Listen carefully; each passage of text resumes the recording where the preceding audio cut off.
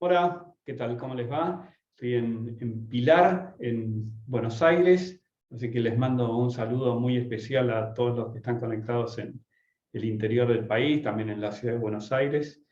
Y bueno, hay algunos anotados en América del Norte, América Central y obviamente algunos países de América del Sur. Especiales saludos a todos aquellos que están en otros países y gracias por estar acá con nosotros. Hay gente de Uruguay, de Paraguay, de Bolivia, de Chile, de Perú, de mi querido Perú, de Colombia, de Ecuador, de Guatemala, de México, de República Dominicana. Me encantaría estar en República Dominicana en este momento, pero estamos en Pilar. Estamos en Pilar. Bueno, espero que estén bien, espero que sus familias estén bien. En Argentina hay más o menos 60.000 fallecidos por el COVID-19. Esto implica que hay 60.000 familias afectadas directamente porque han perdido a alguien con COVID. Y la verdad que, bueno, ojalá que no sea ninguna de las familias de ustedes, pero la verdad que hay gente que realmente la ha pasado mal este tiempo. Pero bueno, vamos a tratar de ver si podemos aprender algo sobre todo esto que ha pasado. Me gustaría chequear un poco cómo están, ¿no? ¿Cómo están? ¿Están hartos? ¿Están aburridos? ¿Están súper esperanzados? ¿Están motivados porque están viviendo un año totalmente atípico o un par de años totalmente atípicos? ¿Cómo están? Bueno, así que me gustaría que me cuenten, básicamente cómo se están sintiendo. ¿Qué están sintiendo en estos días? ¿Qué emociones están sintiendo? Así que ahí tienen la oportunidad de contestar y vamos a compartir un poco los resultados.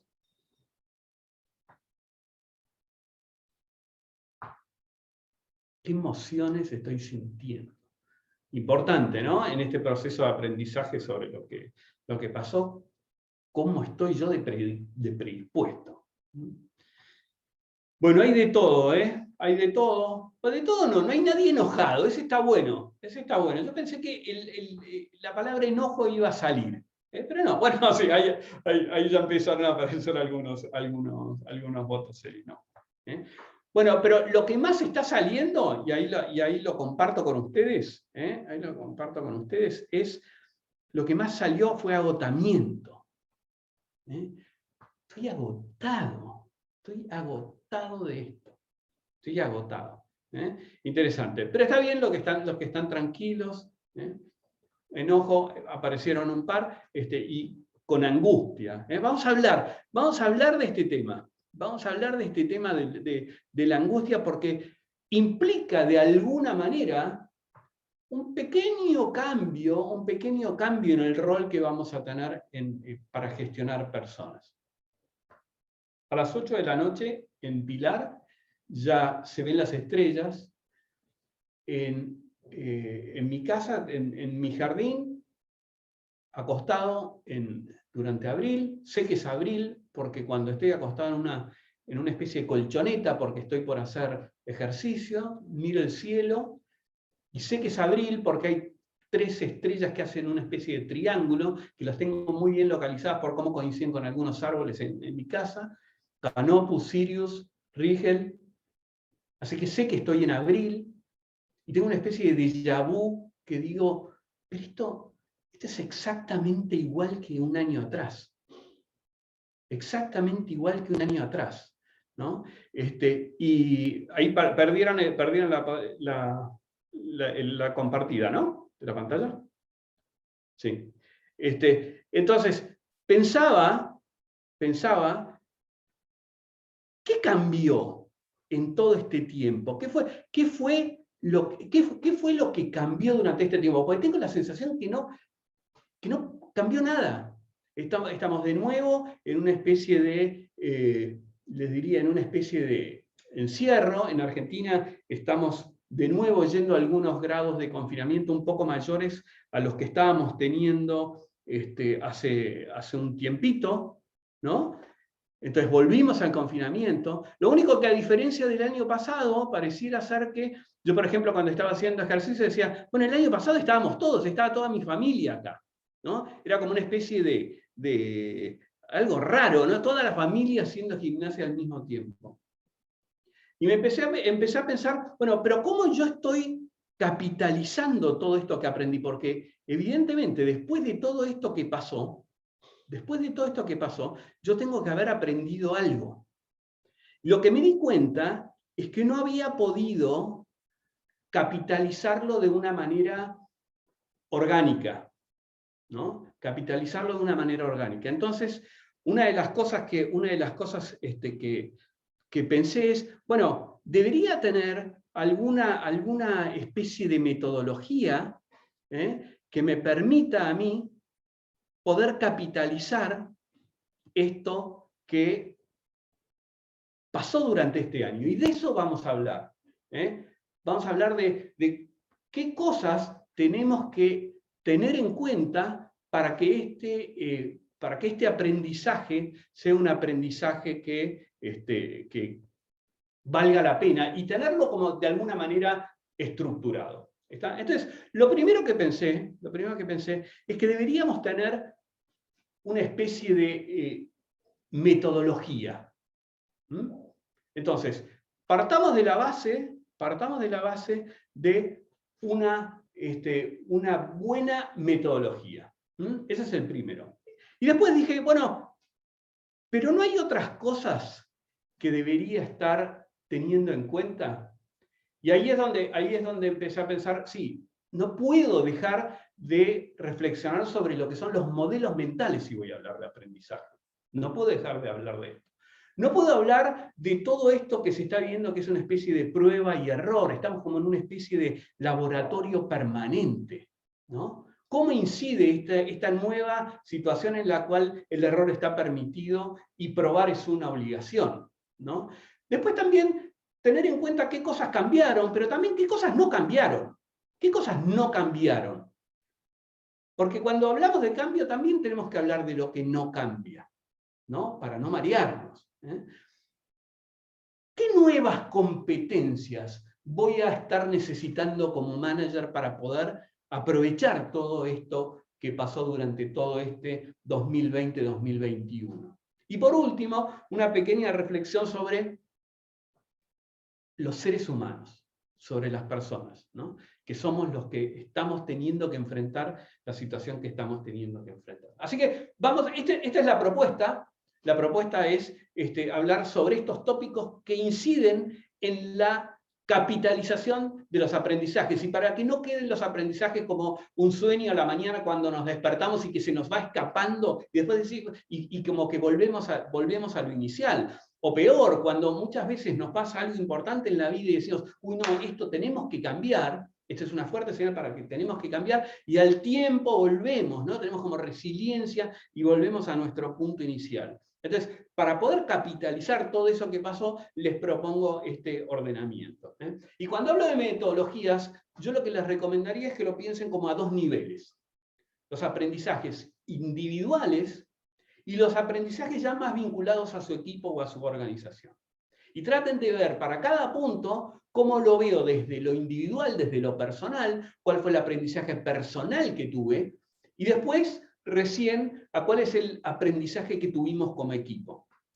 Y en el personal, el método que a ustedes les parezca, uno podría ser el escribir. Yo lo intenté y cuando me di cuenta que iba a durar mucho tiempo, lo dejé, pero había empezado a escribir una especie de diario en el cual iba reflejando las cosas que iba sintiendo que estaba aprendiendo durante la primera parte de la pandemia. Pero lo importante es que ustedes encuentren una metodología que les sirva a ustedes, porque obviamente hay muchas personas aquí, cada uno tiene realidades distintas y no pretendo darles una metodología única. Así que cada uno trate de encontrar la suya. Pero sí un preconcepto que sería, traten de diferenciar lo que es descubrir de lo que es recibir. Muchas veces quedan mucho más los aprendizajes cuando nosotros los descubrimos, cuando nosotros nos ponemos a pensar sobre lo que hemos aprendido, más que venga alguien y que nos diga lo que en realidad es información y que la vamos a recordar, pero no tanto como lo que nosotros hemos descubierto. Por ejemplo, si la Tierra es redonda y yo llego a eso por una conclusión de haberlo pensado, es distinto a que venga alguien y que me diga la Tierra es redonda, ¿no? Entonces, traten de diferenciar lo que es descubrir de lo que es recibir, ¿no? Y en ese sentido, traten de encontrar entonces cuál es una metodología que a ustedes les puede servir para lo individual. Ahora, a partir de ahí lo que pueden hacer es pensar en momentos críticos, en cuellos de botella que hayan tenido en el 2020. Y esto es tanto para pensarlo ustedes, qué situaciones tuve yo críticas durante la pandemia y que puedan haberme después resultado en un aprendizaje. Y la otra es juntar equipos en sus trabajos, en su equipo de trabajo, y trabajar durante toda una mañana sobre este tema. Primera consigna, ¿cuáles fueron, que cada uno liste 3 momentos que cree que fueron críticos? ¿Qué momentos crees que fueron críticos durante la pandemia? Una vez que cada uno los escribió, ponerlos en el pizarrón, tratar de escribir todos, ver cuáles puedo agrupar y elegir 3 o 4 que sean los que vas a profundizar un poquito más. Y tratar de hablar sobre esos momentos críticos que tuvieron. Y ahí hacer una lista de preguntas, ¿no? Hacer una lista de preguntas, estas las que les pongo acá son como una especie de ejemplo, pero lo que les quiero proponer es traten de ir analizando distintas situaciones y no se queden solamente con los temas de teletrabajo, pero van a aparecer. Por ejemplo, ¿cuáles podrían haber sido típicos, clásicos, cuellos de botella, situaciones críticas que tuvimos? No teníamos, de repente nos enteramos que nuestra gente iba a tener que ir a trabajar a sus hogares y no había notebooks para que lo hicieran. Ese puede haber sido una especie de cuello de botella. O que no tenían conectividad suficiente. Y eso fue un momento crítico. O que no teníamos elementos en la nube, la información, todos tenían notebook, pero muchísima de la información estaba presencialmente en la empresa y no tenía gente posibilidad de conectarse directamente al server de la compañía. Y no estaban en la nube. O no tener buenos indicadores de performance. Nos dimos cuenta que nosotros controlábamos por visual, ¿no? Y no por tener indicadores que nos permitieran medir un poco mejor la gestión. O no tenemos, o el momento en el que se enfermó el primero de nuestros empleados y no habíamos tenido previsto qué hacer con eso. Entonces, independiente, esto se los pongo solamente como ejemplos, pero ahí es bueno indagar, hacer como una especie de lista de preguntas, ¿no? Y tratar de indagar qué pasó y por qué pasó lo que pasó. Y también, después de reflexionar sobre qué tendríamos que haber hecho distinto, tratar de ver qué es lo que otros hicieron, ¿no? Vamos a hablar ahora enseguida del benchmark porque es importante. El segundo paso en esta metodología, que es como el punto de partida sobre el que querríamos trabajar para capitalizar los aprendizajes, sería como hacer una especie de lista. Bueno, a ver, listemos los aprendizajes. Y no se queden solamente con el aprendizaje de teletrabajo. Vayan a menti.com. Menti.com. Menti.com y les va a pedir un código, el código es 89703644, menti.com. Y ahí les va a hacer una pregunta, les va a hacer una pregunta, que no, en realidad no es una pregunta, son 3 palabras que pueden poner, una palabra por aprendizaje. A ver qué sale.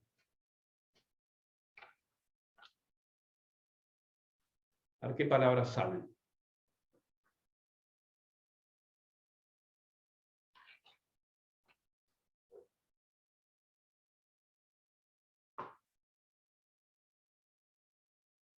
Bien.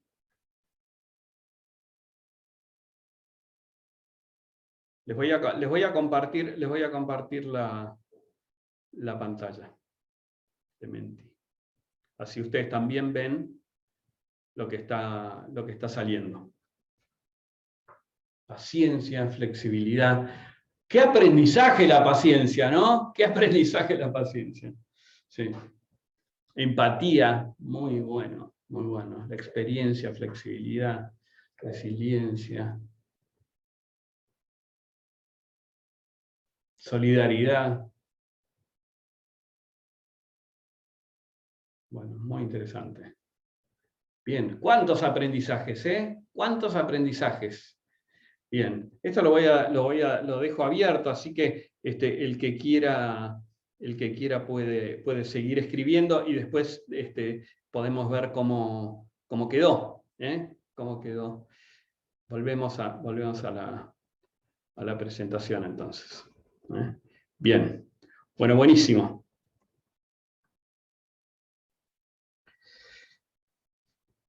Cuando pedimos el listado de aprendizajes en una investigación que hice el año pasado, más o menos un año atrás, les diría casi justo un año atrás, es una investigación que hice acá en el IAE para Argentina y en España, Portugal y México con DCH.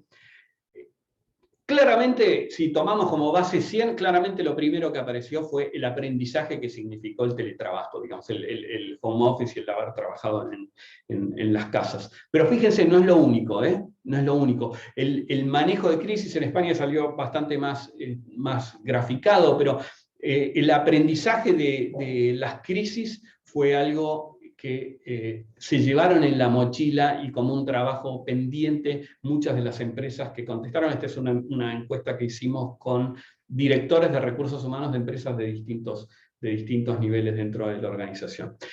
Así que ahí tienen algunos de los aprendizajes concretos. Entonces lo que les diría es que como metodología pueden hacerlo ustedes, saber yo qué aprendí. Ese podría ser uno si lo hacen desde lo personal, y el segundo es cuando en los grupos de trabajo donde estén trabajando esa mañana, pero que cada uno liste, hacer algo parecido a lo que acabamos de hacer y tratar de conversar sobre algunas de las cosas que hayan salido en ese momento. Y fíjense, hablando de aprendizajes, en el gráfico de la izquierda lo que van a ver es el porcentaje altísimo de empresas que antes del COVID no tenían a ni una sola persona trabajando en su casa. Ni una sola persona trabajando en su casa.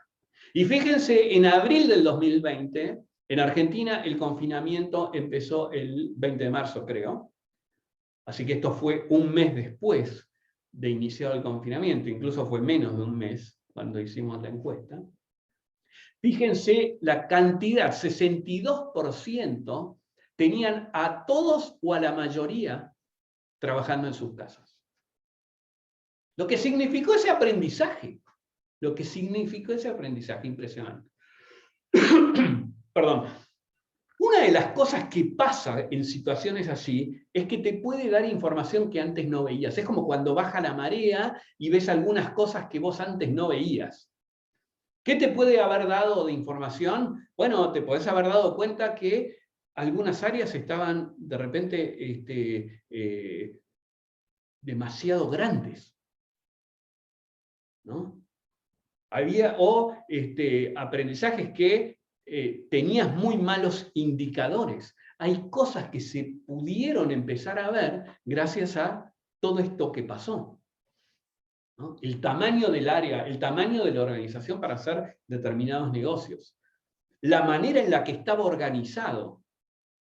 Esto se empezó a ver a raíz de la pandemia. Esto ni hablar si, por ejemplo, los estados, las provincias, las ciudades reflexionaran sobre el empleo que necesita esa ciudad, esa provincia o ese país.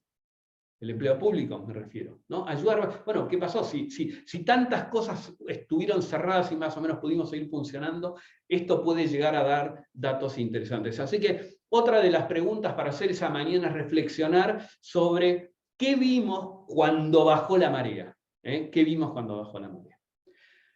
Ahora, aparte de encarar el aprendizaje con una determinada metodología, que yo como les contaba, les cuento cómo yo viví esto, les estoy transmitiendo mi experiencia de cuando me empecé a pensar a cómo capitalizar esto. Obviamente no pretendo enseñarle a nadie cómo tiene que hacerlo, solamente quiero contarles qué cosas tuve en cuenta y creo que hay que tener en cuenta. Pero no soy un experto en pedagogía, simplemente estoy tratando de compartir mi experiencia en esto. Hay que reflexionar sobre los modelos mentales y el rol que cumplen los modelos mentales en nuestros procesos de aprendizaje. Los modelos mentales, acuérdense, son los modelos mentales, hay muchos alumnos, vi en la lista, así que esto seguramente me lo han escuchado, pero decir de alguna manera o de otra, pero cuando hablamos de los modelos mentales, que son creencias profundamente arraigadas que tenemos las personas, creencias profundamente arraigadas que tenemos las personas, que inciden en nuestra manera de interpretar la realidad. Y son tan fuertes esas creencias que estamos absolutamente convencidos que es así. Y la verdad es que lo que tenemos es una especie de anteojos que hacen que percibamos la realidad y que la interpretemos de una manera distinta a todos, porque tenemos graduación distinta en los anteojos. Entonces, lo que para uno puede ser algo de una determinada manera, para otro no. La realidad puede ser la misma, pero todo el tiempo la estamos interpretando. Y tenemos una especie de filtro que son los modelos mentales que se fueron conformando a lo largo de nuestra vida, a lo largo por la cultura que hemos tenido, por nuestra historia personal, por las vivencias. Todos fueron conformando preconceptos, sesgos, que hacen que interpretemos la realidad de una manera distinta. Y tenemos que saber que eso está. Entonces, cuando hablamos de proceso de aprendizaje, no podemos dejar de pensar eso. Y hay algo que pasa con los modelos mentales, que tendemos a pensar que en realidad nosotros no los tenemos, que los que tienen son ustedes. Ustedes son los que tienen los modelos mentales. Yo no. Yo veo la realidad como es. Pero ustedes tienen modelos mentales que no los dejan ver bien la realidad. Es una creencia muy arraigada que tenemos las personas. Creer que nuestra interpretación de la realidad es la correcta. Y es lógico, que pensamos que es la correcta. Pero puede no serlo. Puede ser que estemos percibiendo la realidad influenciado por todas las vivencias que hemos tenido a lo largo de nuestra vida o de dónde nacimos, Vamos a tener probablemente una percepción de la realidad distinta, ¿no? ¿Qué podemos hacer con esto? Bueno, tratar de listar mis creencias vinculadas a los temas de los que estamos hablando, por ejemplo, los temas laborales o la gestión de personas.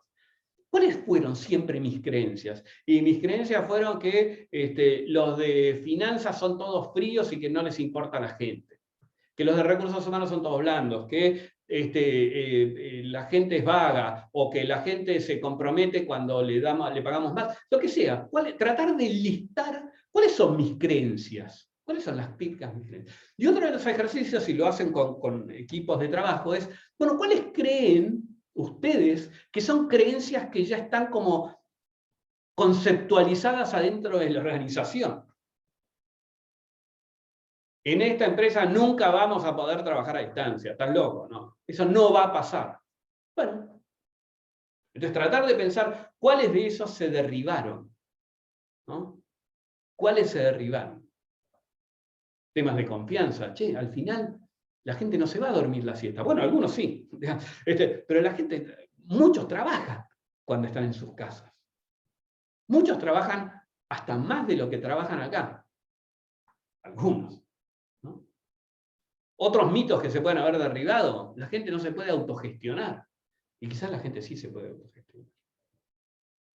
Ahora sí, cuando miren este tema, acuérdense que es fundamental desaprender primero antes que aprender. Entonces, si vamos a hablar de aprendizajes y qué aprendizajes tuve, tengo que como despojarme de esos modelos mentales que hicieron que yo interpretara y tuviera todos esos pensamientos tan como genéricos sobre lo que es el aprendizaje, sobre lo que es el teletrabajo, o la confianza o los estilos.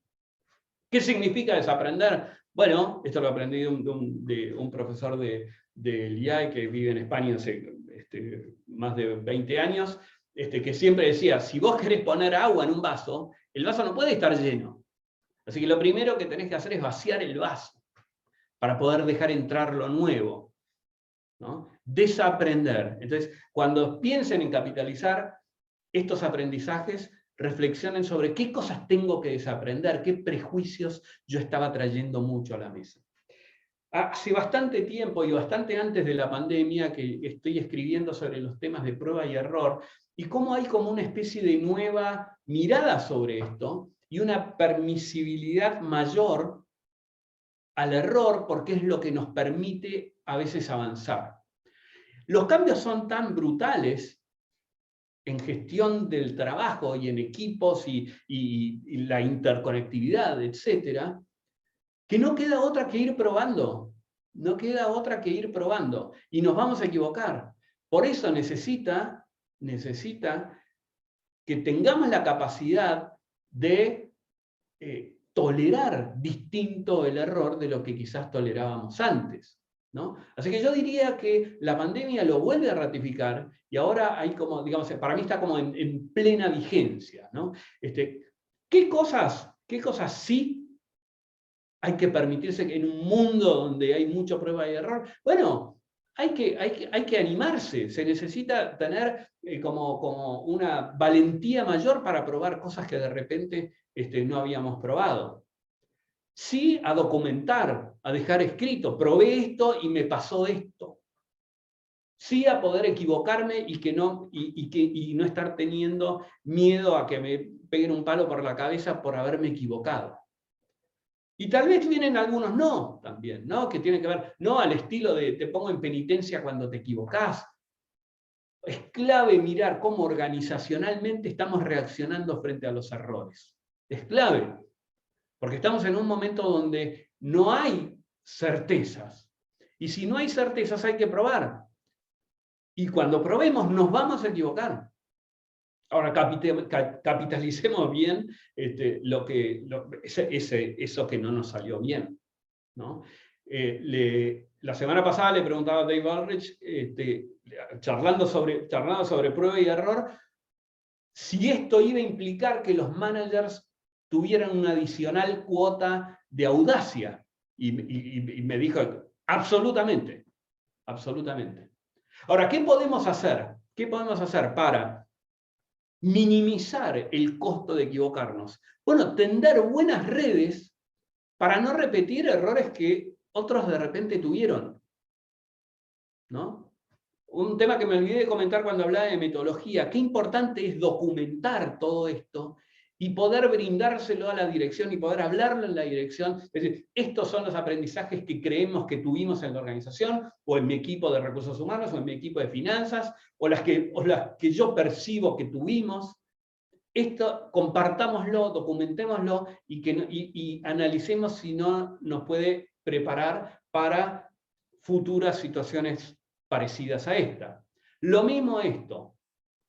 Armen buenas redes con pares, con personas que tienen posiciones parecidas a ustedes en otras organizaciones, en las cámaras, asociaciones, para charlar sobre los aprendizajes cuando se equivocaron.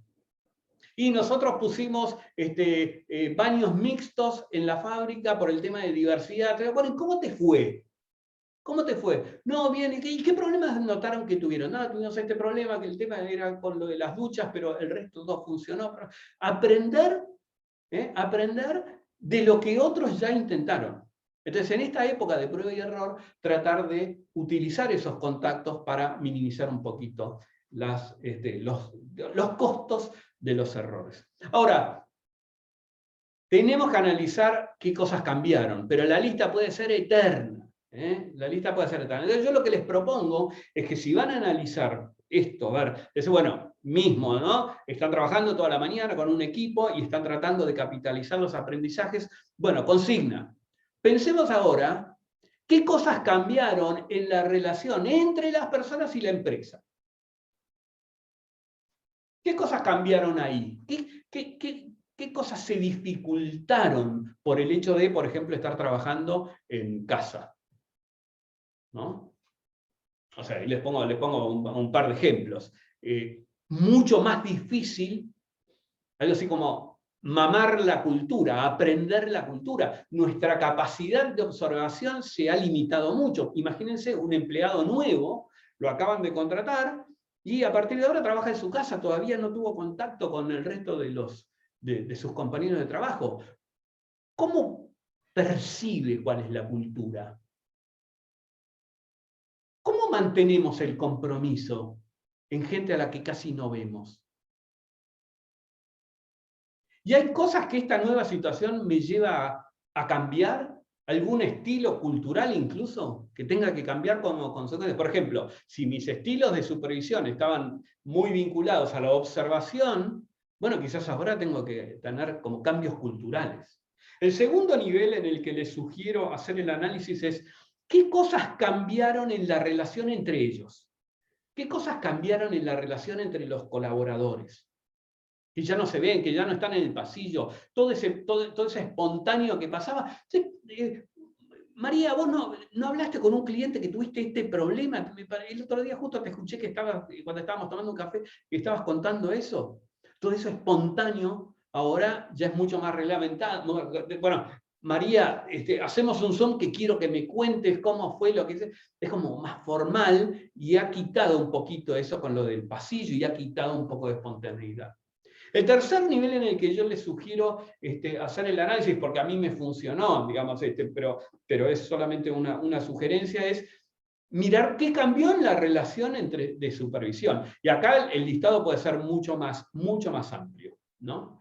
Pero seguro que ahora hay una mirada mucho más integral, vamos a entrar un poquito más en detalle en unos minutos, pero una mirada, y salió el tema de empatía cuando les pregunté lo de los aprendizajes, hay como una mirada mucho más integral del ser humano, de la persona que está en esa posición, porque esa persona se puede estar enfermando en mi organización, y tengo responsabilidad por lo que le pueda pasar a él, o a él o ella, o lo que le pueda pasar a cualquiera de mis trabajadores que puedan estar contagiando de repente a sus familias, y a alguno de los familiares de los empleados que se contagiaron en mi organización, pueden fallecer, familiares de ellos, ¿no? Entonces, ahí pareciera ser que esa mirada integral es algo que está cambiando, esta relación en la supervisión, este cuidado personal. Ahora, cada vez más va a pasar que en nuestros equipos tenemos gente que sabe más que nosotros.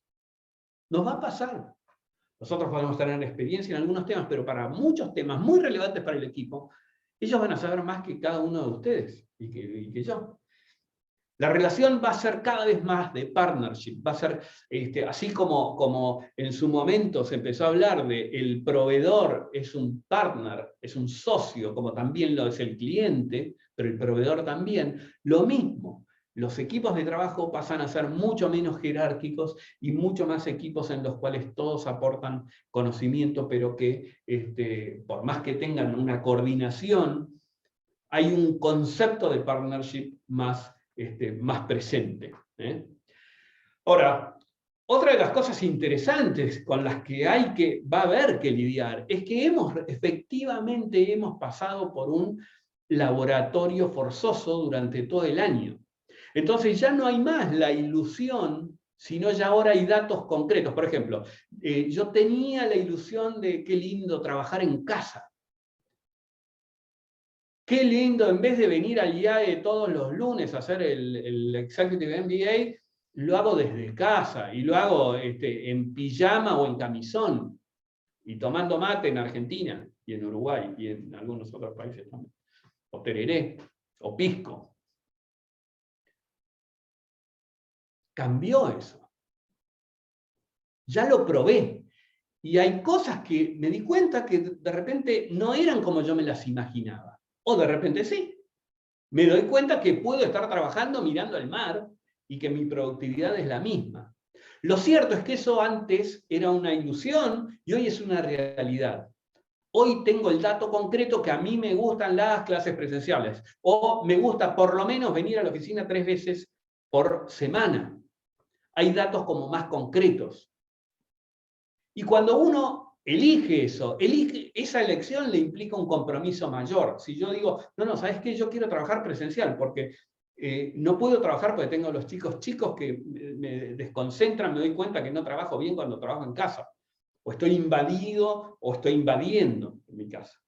Entonces, esa realidad ahora ya no es más que por este laboratorio forzoso, ya no es más una especie de ilusión que tenía, sino una realidad. Y las empresas van a tener que lidiar con eso que es dato.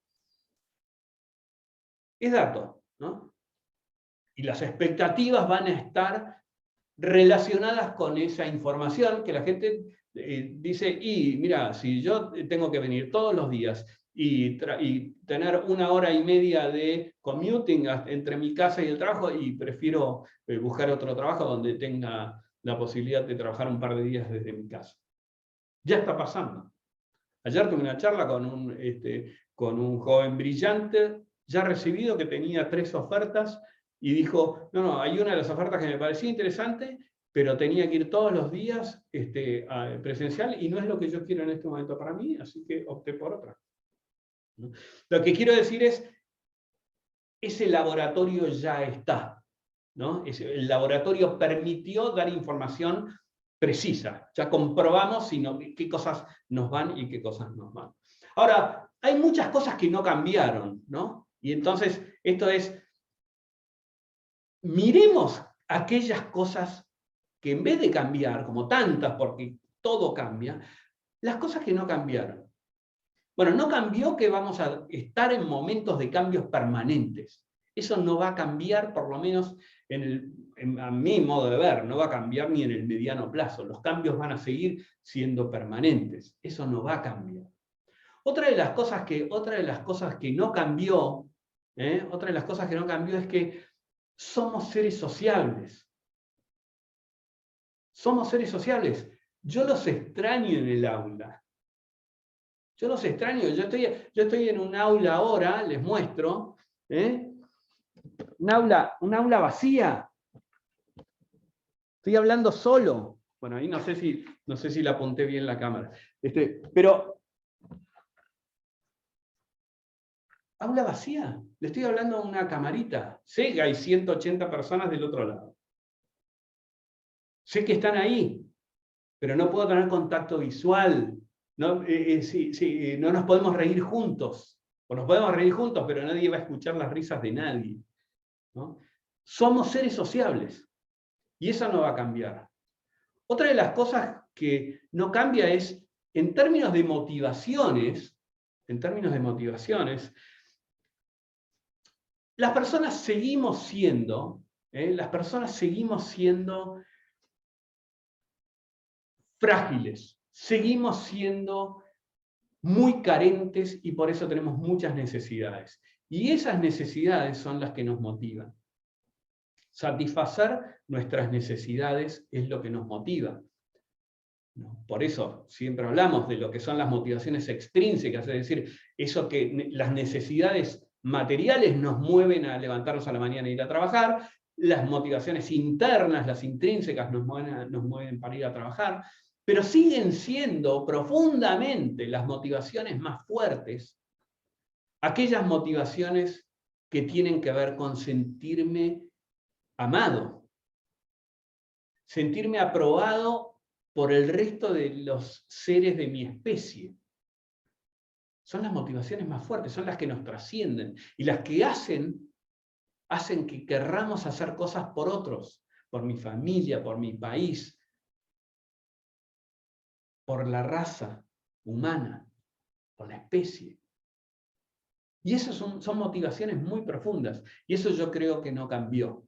Seguimos necesitando afecto, seguimos necesitando sentirnos parte. Yo creo que eso sigue estando presente.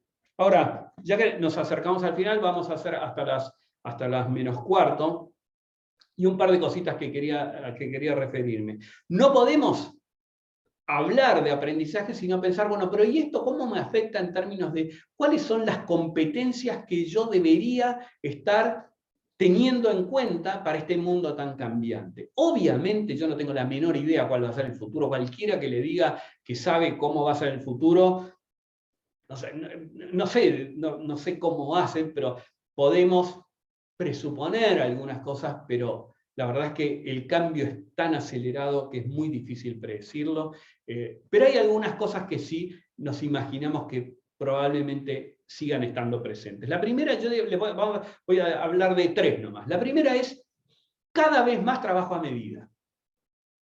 Cada vez más, para mí es un hecho eso. Y eso va a implicar competencias específicas y especiales de los líderes para lidiar con trabajo a medida. ¿Qué significa trabajo a medida? Tener la empatía para entender lo que le puede estar pasando a una persona cuando de repente, digo, trabajan todos en sus casas y de repente tienen mellizos nacidos hace 6 meses.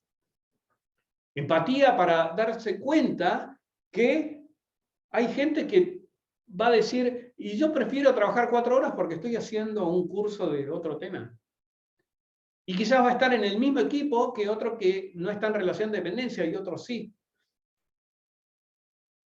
Y uno está en Japón, otro está en Ámsterdam, otro está en Santiago y otro está en Buenos Aires.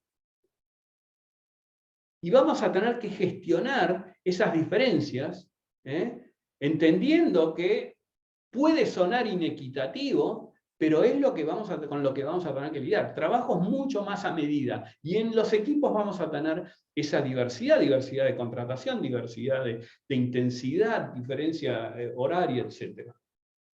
Otra de las cosas que yo estoy seguro que va a cambiar, Fernando Fragueiro, ex decano del IAE y profesor es el responsable de la cátedra de liderazgo empresarial acá en el IAE, en una investigación concluyeron que cada vez más se está poniendo a la persona en el centro de las decisiones, lo cual nos llena de alegría, y eso implica una mirada mucho más integral por parte de los managers. No sé si vieron, hay un psiquiatra, psicólogo que es Juan David Nacio, que escribió un libro sobre lo que es la depresión COVID.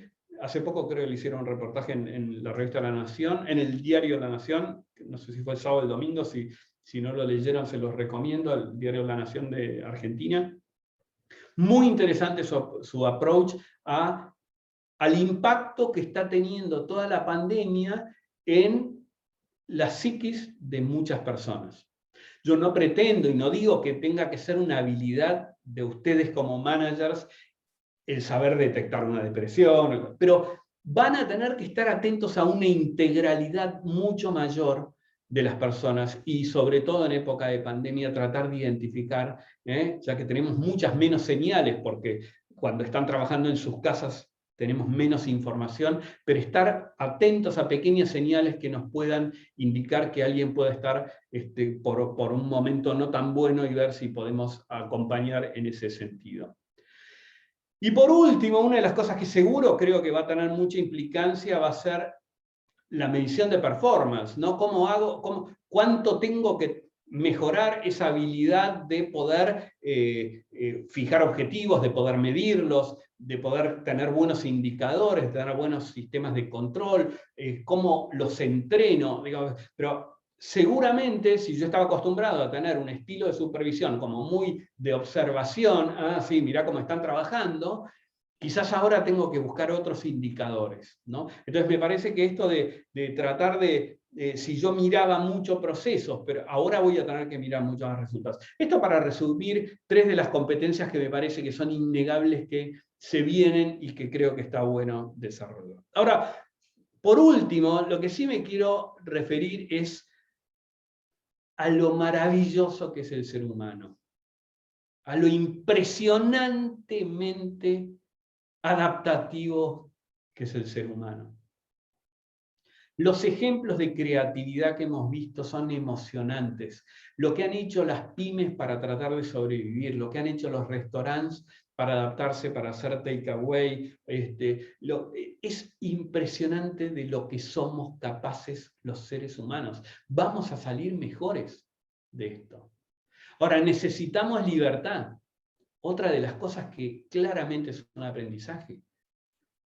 A mí cuando hice el análisis personal me salió muy fuerte esto, la necesidad de tener libertad. Para que todo ese potencial creativo que tenemos las personas, que todo ese potencial creativo salga a la luz. Si nos dan libertad para crear, los seres humanos somos capaces de hacer cosas extraordinarias. Y es impresionante, pero todo tiende a la vida. Todo tiende a la vida. Uno tira una semilla en lugares inhóspitos y va a tender a tratar de crecer. Todo tiende a la vida. Es natural esa capacidad de adaptación. La tenemos adentro. Pero es realmente emocionante cómo las personas hemos podido y estamos pudiendo adaptarnos pese a situaciones tan críticas, ¿no? Así que yo lo que traté de hacer es pensar todo esto que pasó, que fue claramente atípico. Hace poco me junté con todos mis hijos y hicimos una ronda con mi mujer y mis hijos. Bueno, ¿cómo estamos? ¿Cómo estamos? ¿Y qué habíamos sacado de la pandemia? ¿Qué aprendizajes? Y fue interesante porque un par lo que dijeron es, para mí fue impresionante todo lo que aprendí y cómo me conectó con cosas que yo había dejado de hacer. Y lo veía desde el lado positivo. Tenemos la suerte que no tuvimos ninguna complicación con nadie muy cercano, pero lo veía desde un lugar muy, muy positivo, ¿no? Entonces, yo lo que traté de hacer es contarles un poco lo que a mí me sirvió como para poder capitalizar todo esto que pasó desde el 2020 a hoy, tratando de pensar qué metodología puede servir para después documentarlo y después mantenerlo como una especie de manual de uso, ¿no? Y qué otras cosas sí me parece que había que tener en cuenta, que inciden en este proceso de aprendizaje, que es prestarle atención a nuestros modelos mentales, a lo que hay que desaprender, saber que no pasa nada, no es que no pasa nada, pero que equivocarse es algo que va a pasar, y tratar de capitalizar ese error que podamos hacer, ¿no? Que así como hay cosas que cambiaron y tratar de identificar qué cosas cambiaron en los distintos como niveles de relación, también hay cosas que no cambiaron y que siguen siendo parte de nuestra esencia como seres humanos. Efectivamente que vamos a tener que desarrollar nuevas competencias y que por último un mensaje como esperanzador de lo que es el ser humano y de lo que es capaz. Así que desde Buenos Aires, Argentina, les mando a todos un fuerte abrazo. Ojalá que les haya servido y por supuesto si hay algunas preguntas, podemos estirarlo un poquito, si quieren, unos 15 minutos, en este caso serían las 13 horas hora argentina.